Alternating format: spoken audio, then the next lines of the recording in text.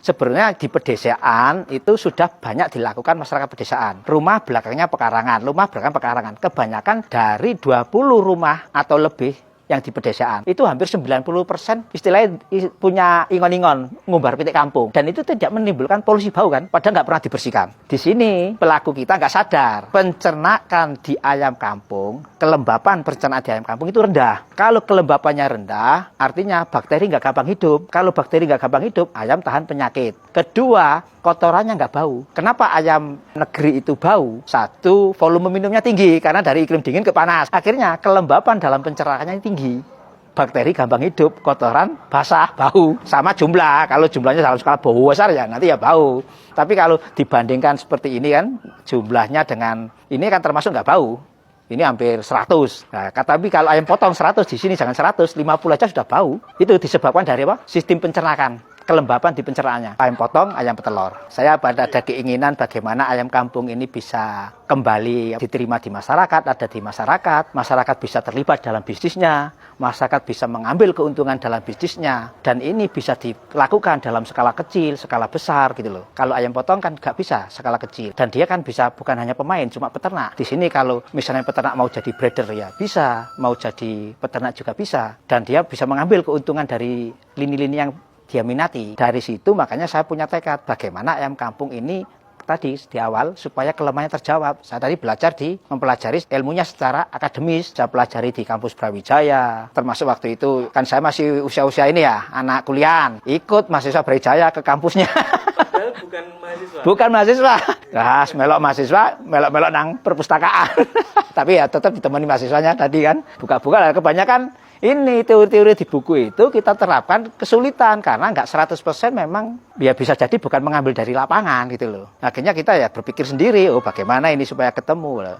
Akhirnya kita pelajari terus, alhamdulillah 8 tahun ketemu gitu loh.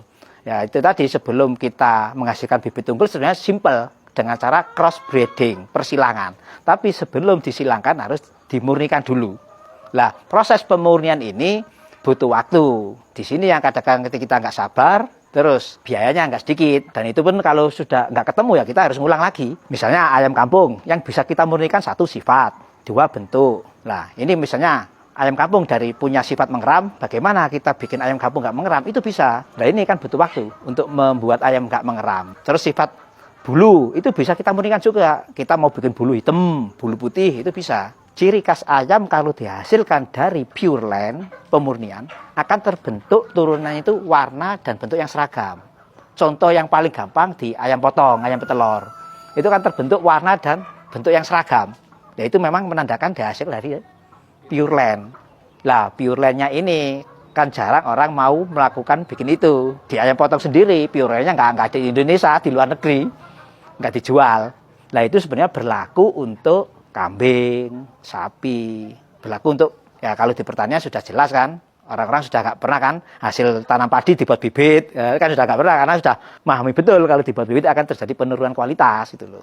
Nah cuma yang di peternakan, ini yang belum dipahami. Nah memang ini butuh contoh konkret, butuh sosialisasi, ya sosialisasinya harusnya dari pemerintah kan, dari dinas-dinas terkait, supaya peternak itu nggak buang-buang waktunya, buang-buang biaya, dan nanti belum ketemu hasilnya sudah nyerah ketika dia pelihara gagal itu kan. Nah makanya dari awal kita pikirnya bagaimana nanti kita menghasilkan bibit ayam kampung unggul, pelaku ikut terlibat.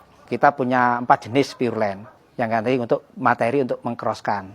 Kalau akademisi ini sudah jadi langganan ya, kayak kampus Unitri, Brawijaya, Unmu, kadang-kadang mendampingi untuk S1, S2, Brawijaya pernah, Unitri ya itu S3 itu pernah kita dampingi. Untuk penelitian di lapangannya ya. Tapi kalau untuk pengembangan kebetulan kita masih belum ada partner yang pas ya untuk mengembangkan untuk skala industri. Nah kita harapannya ke sana. Soalnya tadi kalau kita nggak pola industri itu sulit untuk berkembang dan menghadapi situasi harga pakan naik, pasar itu. Setelah saya mendirikan bengkel elektronik ya, elektronik ini hobi kita tekuni, habis itu kita tekun di ayam ya. Ternyata waktu itu ya mohon maaf ya, kita nggak bicara masalah materi ya. Cuma waktu itu kan kalau misalnya nggak bisa menghidupi kan kita mungkin juga nggak akan mempertahankan. Ya waktu itu memang hasilnya bisa untuk menghidupi keluarga, anak buah gitu, dan mitra-mitra juga. Ya karena kita tadi sistem yang kita bangun itu belum pas ininya. Kemitraan sebenarnya bukan yang salah, bukan trauma.